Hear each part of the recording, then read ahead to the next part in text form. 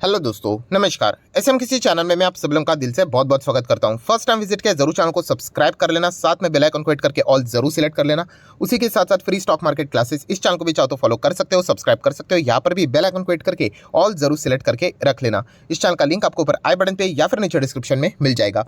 उसी के साथ साथ आज के दिन के पहले दो इंपॉर्टेंट वीडियोस, दोनों वीडियो के लिंक नीचे डिस्क्रिप्शन में दिए हैं, चाहो तो इनको भी कवर कर सकते हो। तो चलिए दोस्तों, फिलहाल इस वीडियो को स्टार्ट कर लेते हैं। सो दोस्तों, अभी हम लोग आ चुके हैं बिल्कुल हमारे नॉर्मल स्क्रीन के ऊपर। एंड दोस्तों, आज के दिन की अगर हम लोग बात करें, एक बहुत बड़ी ब्रेकिंग न्यूज़ जो कि ऑलरेडी आप लोगों को पता चल गई होगी, बट अगर हम लोग बात करें इंडियन मार्केट के लिए, इंडिया के लिए ये न्यूज़ बहुत ही ज़्यादा पॉजिटिव भी है।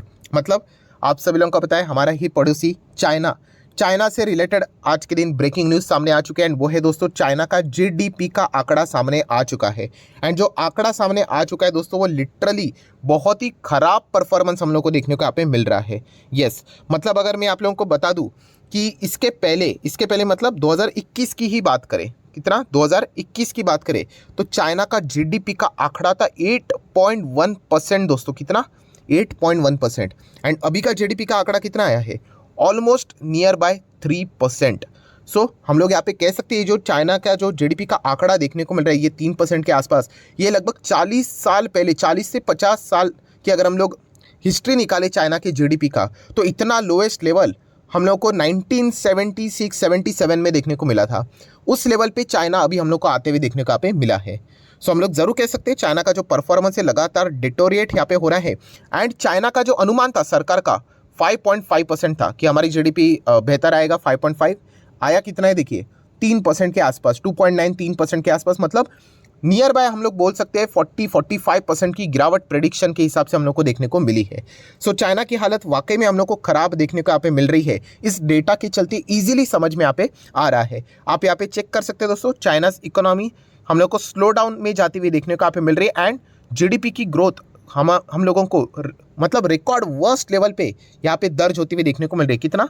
3% के आसपास। नो डाउट हम लोग यहाँ पे कह सकते हैं कि जो एक्सपेक्टेशन था उससे लिटिल भी थोड़ा सा ऊपर है, बट ओवरऑल अगर हम लोग यहाँ पे बात करें, जो टोटल जो टारगेट था ईयरली जो लेकर चल रहा था चाइना, उससे कई गुना ज़्यादा 40-45% और या फिर हम बोल सकते हैं 50% के आसपास हम लोग को टारगेट के हिसाब से नीचे गिरावट देखने को यहाँ पे मिल रही है। उसी के साथ साथ अगर हम लोग यहाँ पे बात करें तो आप यहाँ पे चेक कर सकते हैं, ये देखिए जैसे मैंने आपको बोला ना कि 50 साल का सबसे वर्स्ट, सेकेंड लोएस्ट परफॉर्मेंस हम लोग को ग्रोथ का देखने को मिल रहा है। उसी के साथ साथ अगर हम लोग बात करें इसके पीछे का रीज़न क्या है दोस्तों, ऑब्वियसली जीरो कोविड पॉलिसी। ऐसा थोड़ी ना होता है कि किधर कोविड मतलब पेशेंट मिल गया तो सब कुछ ही बंद कर दो, एंड जब तक वो सॉर्ट आउट नहीं होता है तब तक सब लोग अंदर ही रहेंगे। सो इस पॉलिसी के चलते चाइना को ने खुद को ही मतलब डैमेज कर दिया, अपने ही पैर के ऊपर कुराड़ी मार दी।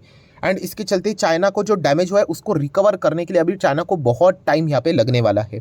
सो डेफिनेटली चाइना हमारा एक बहुत बड़ा कॉम्पिटिटर है, बिजनेस कॉम्पिटिटर है।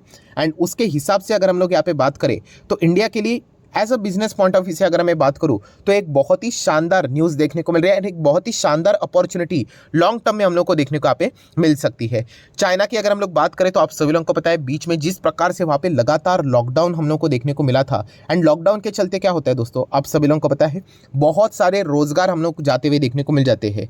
जॉबलेस का जो डेटा रहता है वो लगातार बढ़ते हुए देखने को मिल जाता है।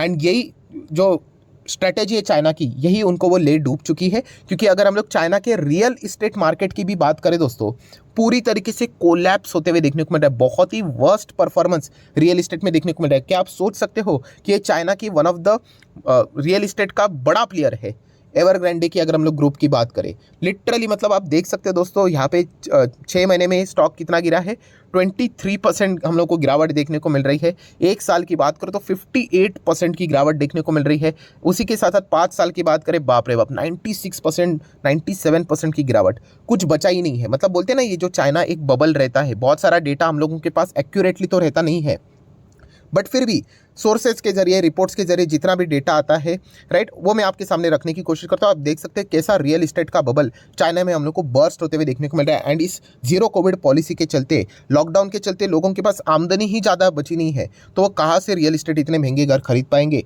सो लिटरली लोग प्लान ड्रॉप करते हुए देखने को मिल रहे हैं। रियल इस्टेट के दाम इतने ज़ोरदार नीचे गिर चुके हैं चाइना में, आप चाहो तो गूगल करके भी इसका अनुमान, अंदाज़ा ले सकते हो। एंड या फिर अगर आप चाहो तो शेयर प्राइस देखकर ही आपको पता चल जाएगा कि कितनी हालत हम लोग को ख़राब देखने को यहाँ पे मिल रही है।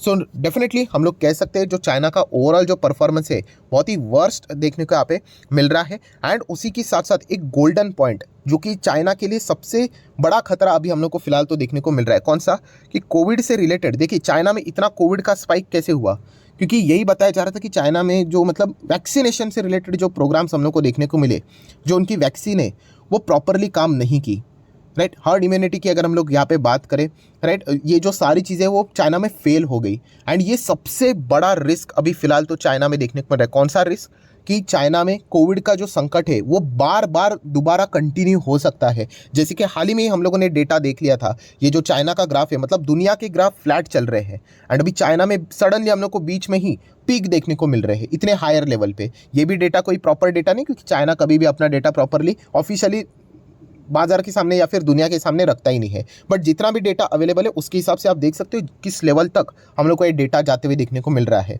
राइट। मतलब बताने का मकसद क्या दोस्तों, कि ये जो खतरा है चाइना के ऊपर कोविड का, ये वापस माइट भी 3 महीने के बाद, 6 महीने के बाद, 1 साल के बाद वापस भी आ सकता है।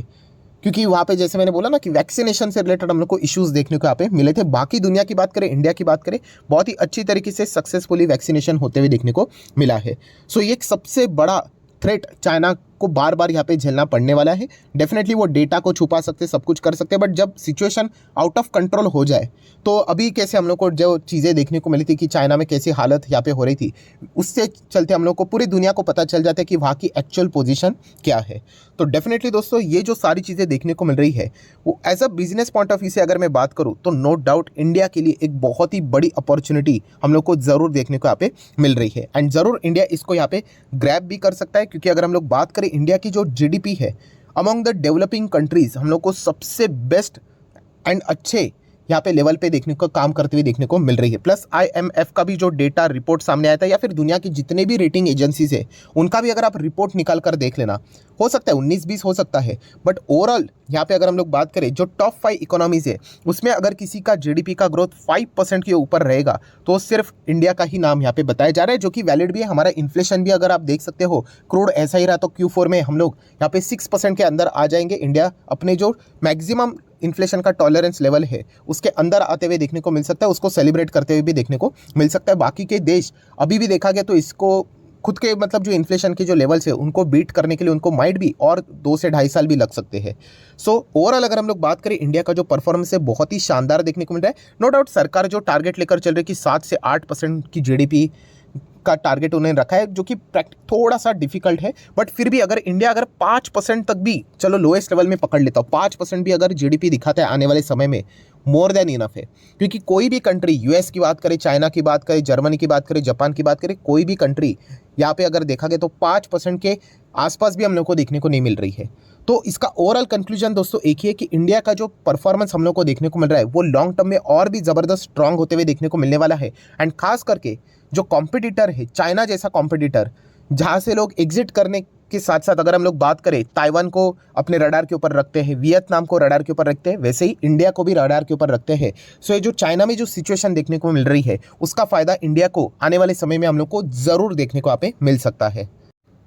और दोस्तों अगर हम लोग मल्टीपल रिपोर्ट्स की बात करें, खास करके फॉरेन इंस्टीट्यूशनल इन्वेस्टर से रिलेटेड जो रिपोर्ट सामने आ जाती है, नो डाउट चाइना में वो थोड़ा सा वैल्यूएशन अट्रैक्टिव देखने को मिल रहा है, तो इसके चलते वो टेम्पररी जरूर निवेश कर रहे हैं। बट एक सबसे बड़ी रिस्क, जैसे मैंने अभी आप लोगों को बताया, एक अनसर्टेन रिस्क है जो कि कभी भी आ सकती है वापस कोविड का कमबैक चाइना में सिर्फ।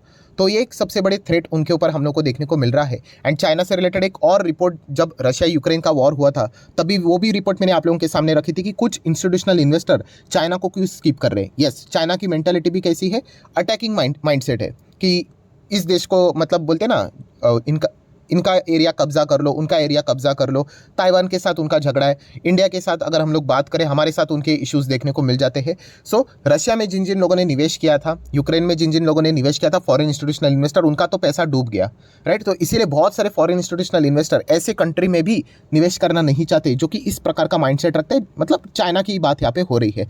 तो डेफिनेटली इन सभी रिपोर्ट्स को, ये तो रिपोर्ट बहुत 7-8 महीने पुरानी रिपोर्ट है, सो इन सभी रिपोर्ट्स को अगर हम लोग जोड़कर देख ले तो definitely as a long term investment point of view से अगर मैं बात करूँ तो इसमें कोई शक की गुंजाइश नहीं कि इंडियन मार्केट बहुत ही सॉलिड तरीके से वर्क करते हुए देखने को मिलने वाला है।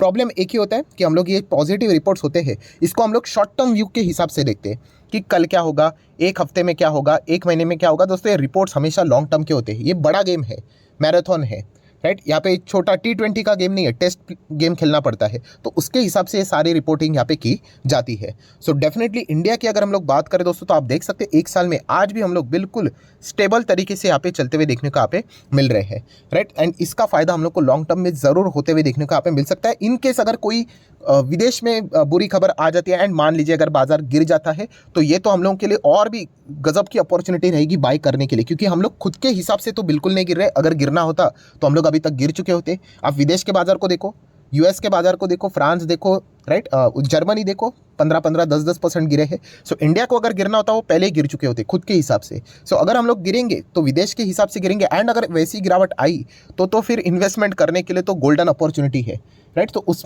मतलब बोलते हैं ना, वो फायदा उठाना होता है, भागना नहीं होता है। तो इसकी क्लैरिटी आपको पहले से यहाँ पे होनी चाहिए। अभी ये होगा नहीं होगा ये तो सिचुएशन किसी के हाथ में नहीं होती है। वो हो भी सकता है, कल भी हो सकता है या फिर एक महीने बाद भी हो सकता है, बट अगर हुआ तो डेफिनेटली उसका फ़ायदा उठाने। बस इतना ही यहाँ पे कहना चाहूँगा। ओवरऑल कंक्लूजन क्या है कि इंडिया बहुत ही अच्छी स्टेबल सिचुएशन में देखने को मिल रहा है, प्लस उसी के साथ साथ जीडीपी का परफॉर्मेंस भी अच्छा चल रहा है। लोगों के आमदनी की अगर हम लोग बात करें किसके हिसाब से, टैक्स कलेक्शन के हिसाब से मैं बात कर रहा हूँ, जीडीपी, डायरेक्ट टैक्सेस बहुत अच्छा चल रहा है। स्टार्टअप की बात करें तो बहुत अच्छा परफॉर्मेंस देखने को मिला है। तो ओवरऑल पैकेज अगर मैं बात करूँ, दुनिया भर में ऐसी कोई कंट्री फिलहाल तो देखने को नहीं मिल रही है जो कि इंडिया जैसी हम लोग को देखने को मिल रही है।